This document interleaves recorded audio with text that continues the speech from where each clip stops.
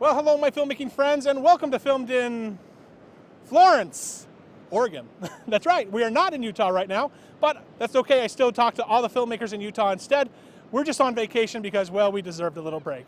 So we're having a great time, but we want to tell you a little bit about what's happening on today's show. First, we got Alex Watson, who's talking about his hit TV show. Well, I guess it's online, so it's a web show called You, Me, and Him. So you got to take a look at this new web series. It's a lot of fun. Also, are you a woman and are you into film? Well, then you should be in the Utah Women in Film group.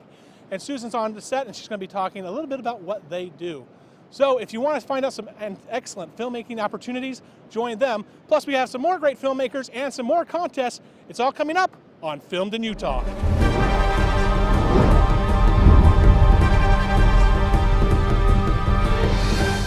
Now, Alex Watson's here with me, and he's going to talk to me a little bit about his production company, but he has a couple films that he's kind of bragging about today, which is kind of cool.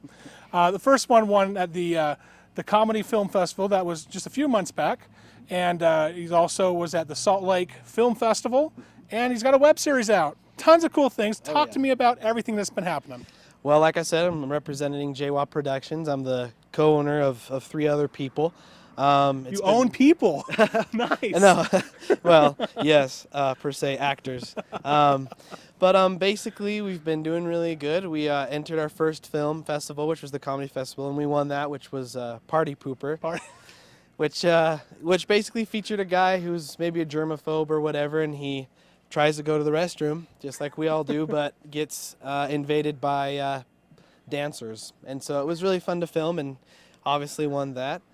Also, we just obviously he won that. Yes, of course we won. Why wouldn't we have? The idea is just brilliant. No.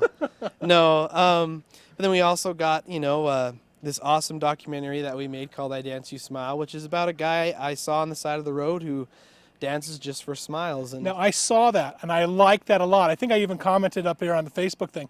And I'll tell him what it's about because I did watch this. Awesome. This guy just goes out and he's just not for money or anything. He goes out to the side of the street. He has a little beatbox next to him, and he's just dancing around. And eventually, other people started getting inspired, and they all come and dance around with him. Yeah. And they're having a good old time, and everyone starts smiling. Yeah, exactly. And that's what we wanted to portray in that documentary. Really, is that we got to do more things to make people smile. Like that's all the payment we need sometimes. Well, I loved it because, as I said, I watched it and I shared it with a whole bunch of people. I think I even wrote up a big article on it. So if you haven't seen filmedinutah.com, go back there. You'll see the article I wrote on I Dance You Smile. Now, let's talk about your web series. Yes, definitely. You, Me, and Him, which is coming out end of July. You can check out the trailer. It has its own channel, You, Me, and Him Show, just one word. And it's going to be a sweet, funny comedy, just about three guys living in an apartment where weird shenanigans happens, and it's a musical, so that's what's going to be the fun thing about it. We have the first song, and then this new episode that's going to come out is going to have a Friend Zone song. So it's something definitely you need to check out, and that'll be at the end of July. Now, just keeping in mind, if you take a look at the web series that Alex is talking about, listen to the lyrics because at the very end, he has a pretty little fun thing. He says, we like to wear leather, we eat and sleep together. And they're like, wait a minute, I like girls. Just to clarify, what kind of show it is. It's not that risque. Again, it is shot in Utah, and we have certain laws. Right, definitely. So where can people find out more about your production company? Well, you can go to www.jwapproductions.com. Just look it up on YouTube, jwapproductions or just JWAP Productions. And we make music videos, we make corporate videos, we make everything. And mostly we're trying to make people laugh. And this You, Me, and Him hopefully will feature a lot of local comedians as well as some improvisers. So it's definitely something everyone needs to check out and to subscribe to. I agree. Matter of fact, let's go ahead and show a clip right now. Oh. Excuse me. Could you just wait a minute? We're really going to do this, aren't we? I mean, we always talked about it, but I never thought we'd actually do it. Oh, yeah. All the trouble, all the girls, Listen, can we just go? Yeah, right.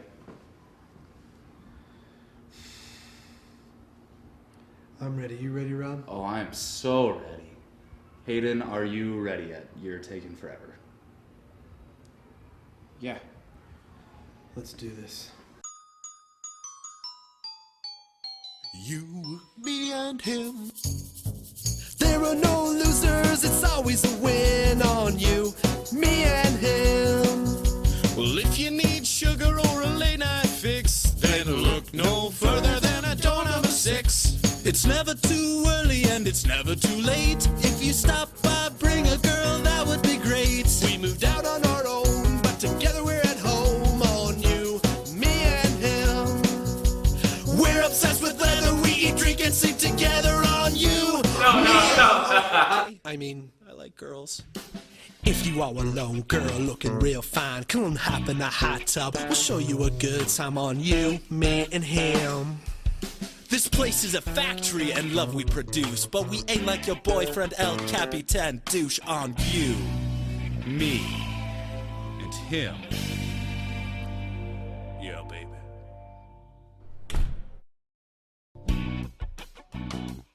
You, Me, and Him, a new sitcom coming this July. So outstanding that you'd actually be able to withstand a roundhouse kick to the face twice.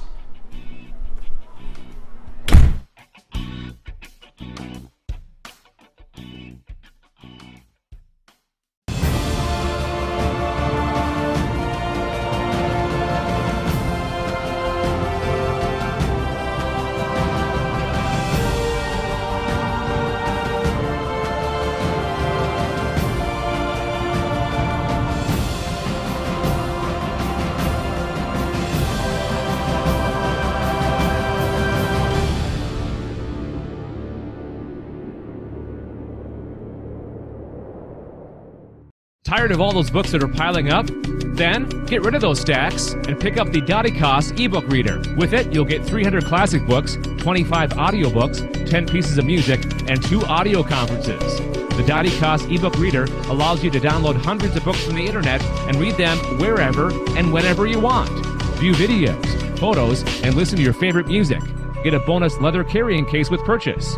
The Dottycos ebook reader for optimal reading comfort.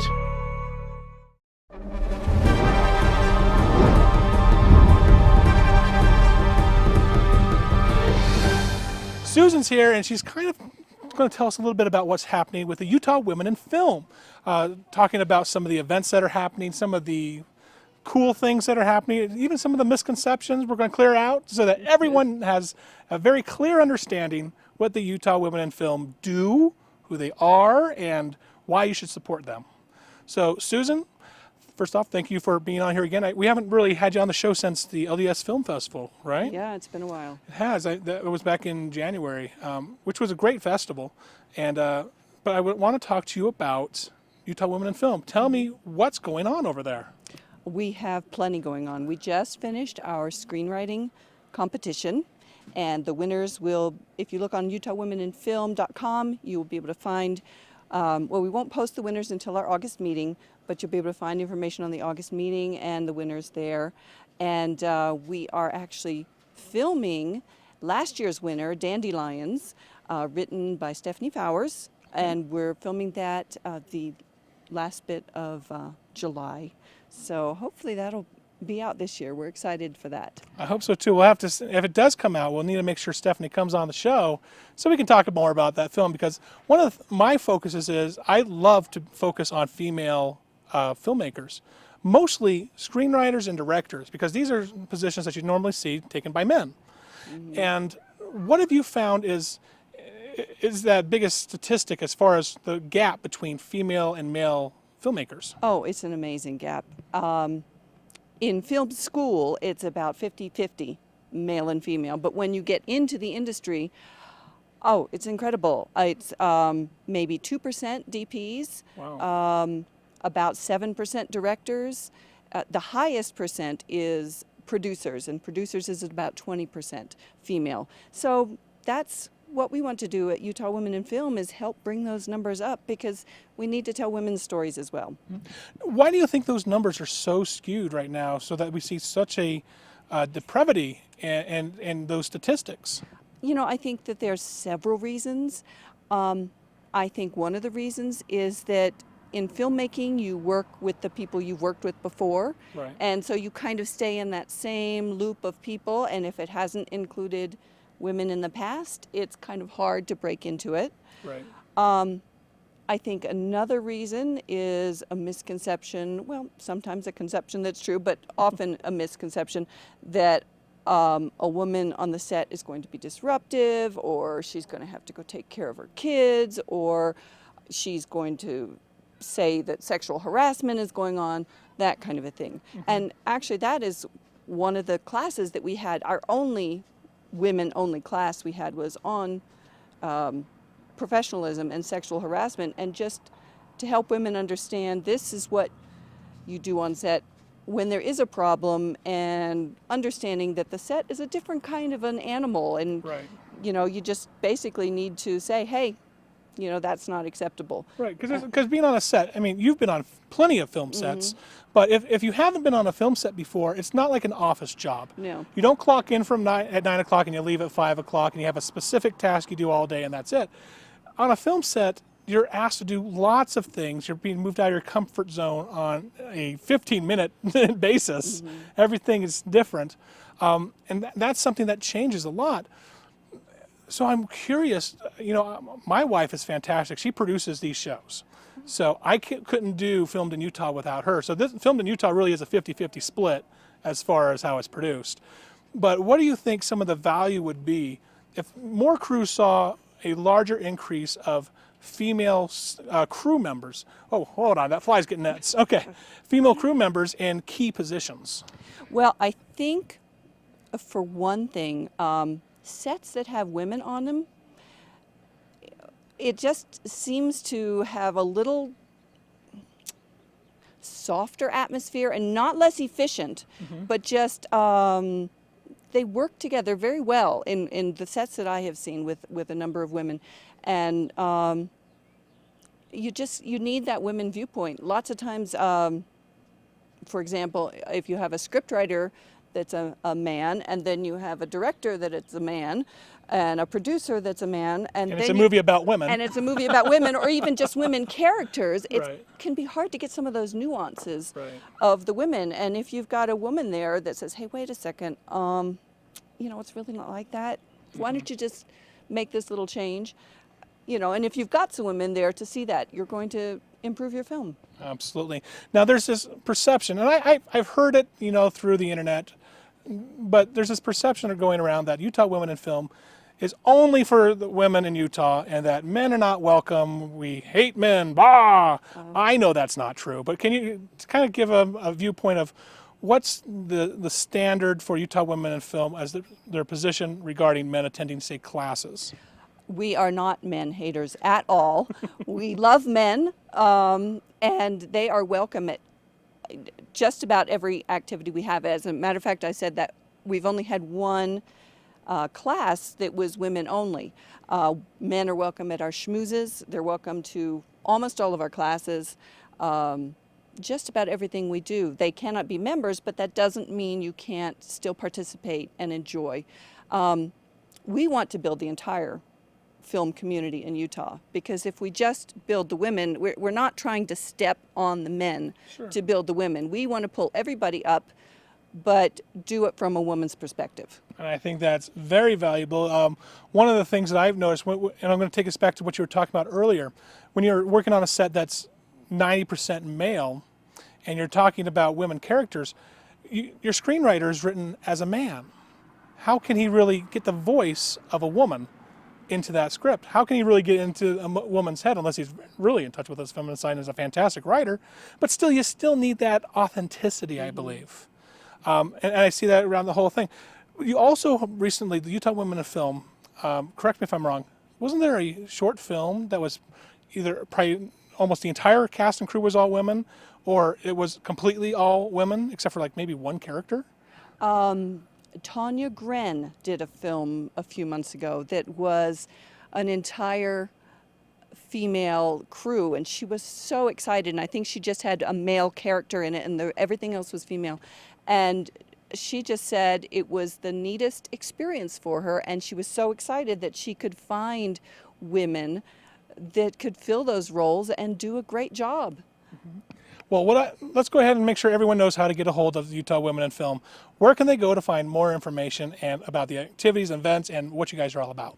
You can go to utahwomeninfilm.com. We have a website there. Excuse me. You can go to utahwomeninfilm.com.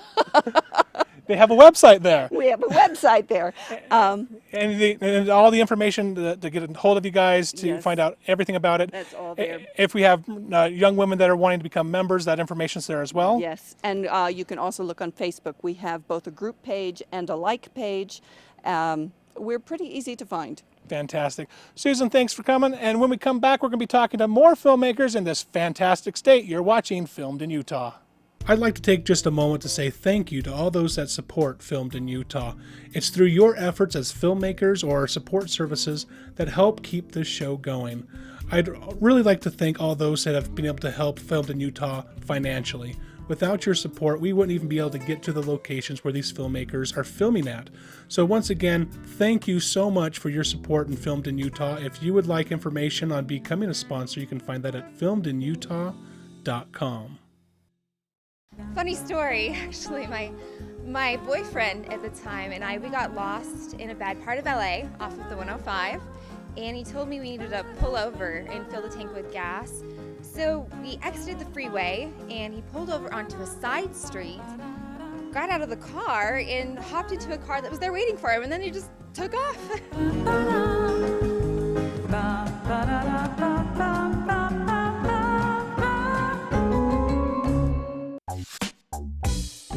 Advertising on Filmed in Utah is the affordable way to get your message out to thousands of local residents. Come see what affordable advertising options we have waiting for you on our website, filmedinutah.com.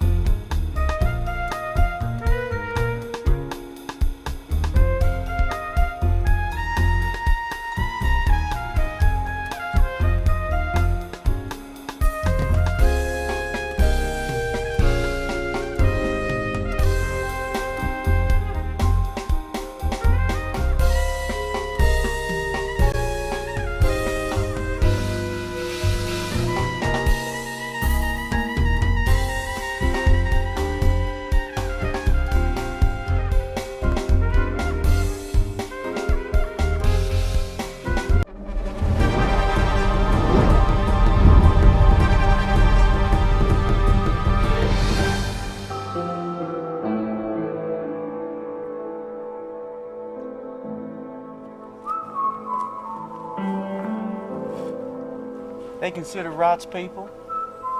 No, Percy. These folk got demons in them. That's why we shoot them with bullets. Demons? Back up, Mark. We're gonna be rich. Get back here, you half-brained twit.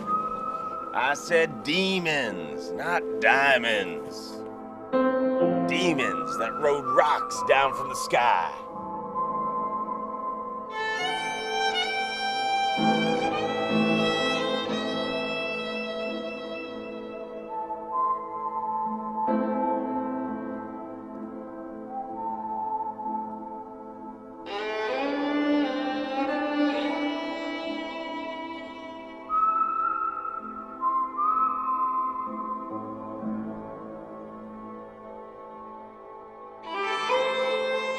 Start possessing people left and right.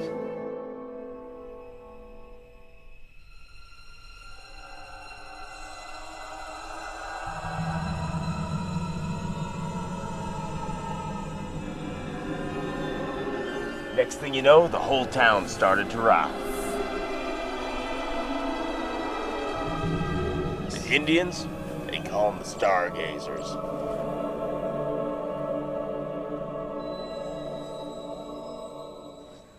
We just call them Rots. Welcome back to Filmed in Utah. I've got Jared Seach here with me, and we're going to be talking about some of the cool little films that he's been making, including one down in Kanab, which was a fun little Western. Talk to me about that film. What was it? Bloodshot Rots. Bloodshot Rots. Go ahead and tell me a little bit about that film. So Bloodshot Rots was originally prepared to be a 48-hour film, down there in Kanab. And they opened up, or the event opened up all of the old sets from like the 1950s, 1960s. And we went down there with the intent of doing something supernatural.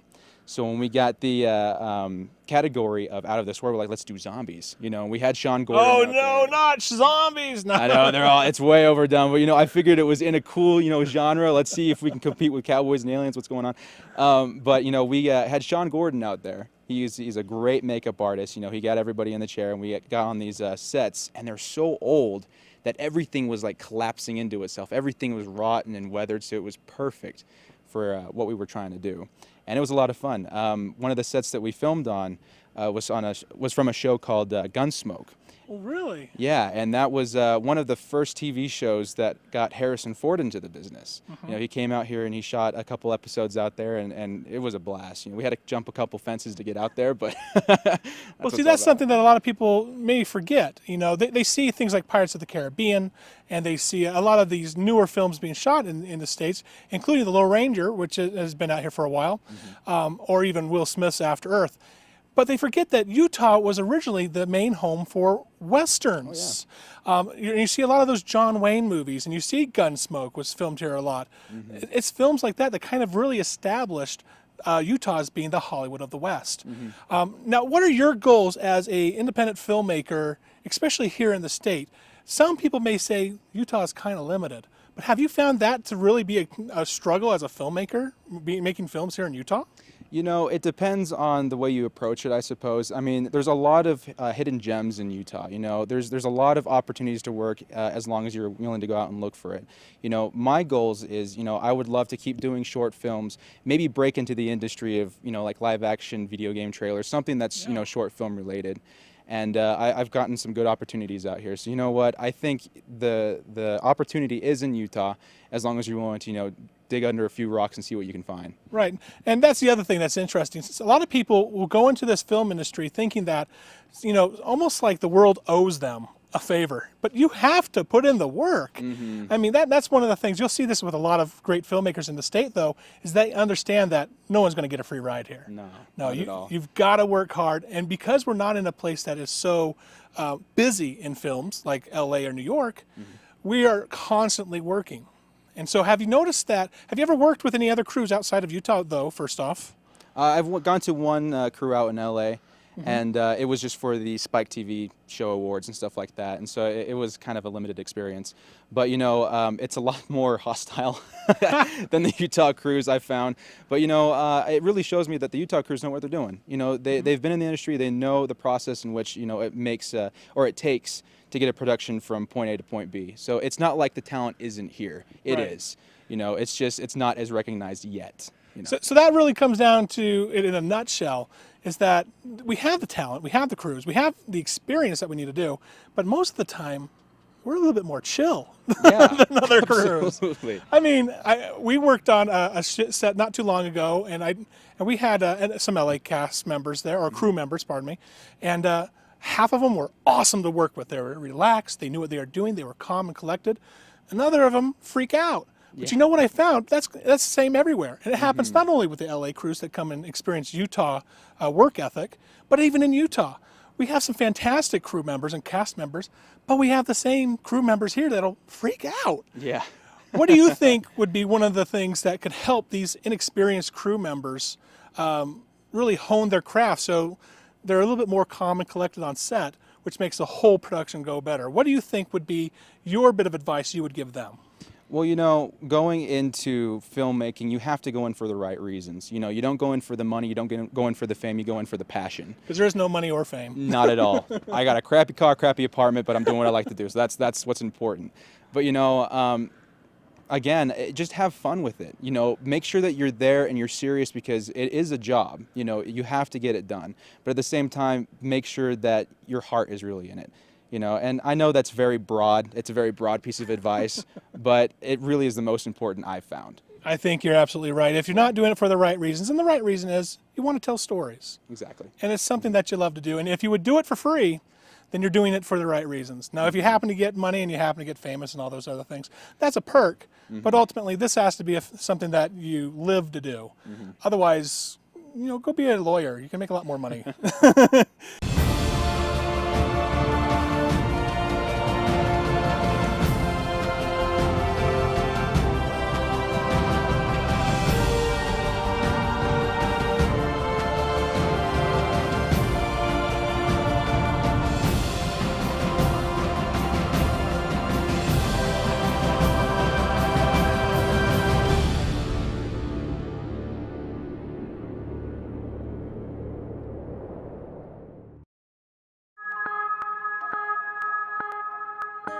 The 9/11 Memorial will honor my partner and the officers who responded that morning. It's for my brother. And my 343 brothers who didn't make it. It's about hope for the future. So we always remember September 11th. For my husband who never came home. And the first responders who saved my life. This shows the world that we can rebuild. That we are united. And that we are strong. Because the best of humanity can overcome the worst hate. It's for all the heroes like my dad.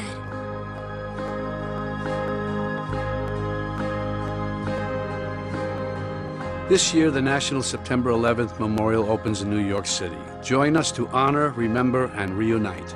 To learn more or to reserve your visit, go to 911memorial.org.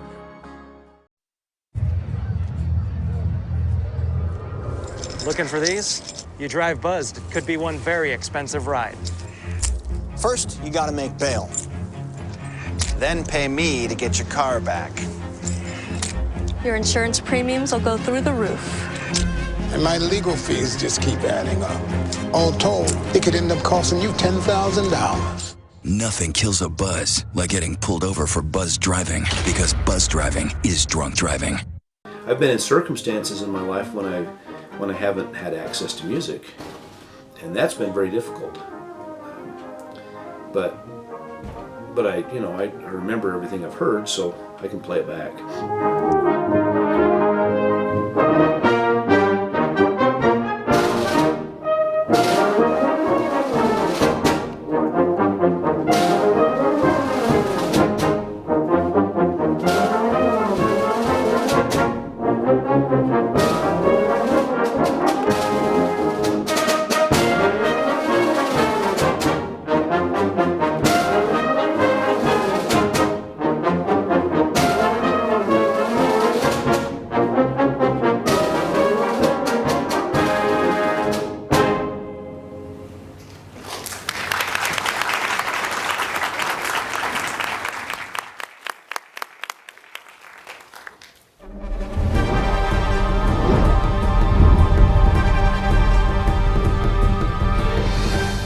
Hey guys, I want to show you something I got in the mail today, and I thought it was pretty cool because I'm giving it away as a contest award. So, take a look at this. It's from Editions Dedicas. They're up here in Canada. They're the ones who are giving away all these cool books that are going out on our show too, including the Human Works and all sorts of good stuff. So be sure to watch more episodes because we're doing more contests, but this is the one I'm giving away today.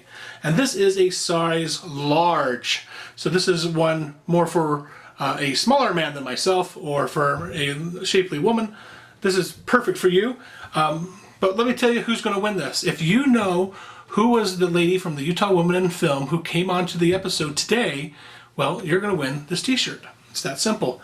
All you have to do is go onto our official website at filmedinutah.com, send me a message, or go onto our Facebook page and do the same thing. First person to respond wins the t-shirt. You can come pick it up at our studio. Information on that is going to be on the details below or at our website, filmedinutah.com. Well, that's going to do it for me on this episode of Filmed in Utah. If you'd like any more information on the shows or the interviews that we were talking about today, be sure to go onto our website at filmedinutah.com. Now, be sure to take a look at us on September 3rd. We're going to be starting our second season at Adaptive Studios with Sound Speeding taking care of all of our sound. It's going to be fantastic. If you haven't been able to make it to the meetup that was earlier, then we are going to have another one of those coming up in about a month or two. So be sure, again, to take a look at our website or like us on Facebook, and you'll get all that information as it's coming out. Well, guys, that's going to do it for me for this episode of Filmed in Utah. And until next week, I'm Warren Workman. Keep filming, Utah.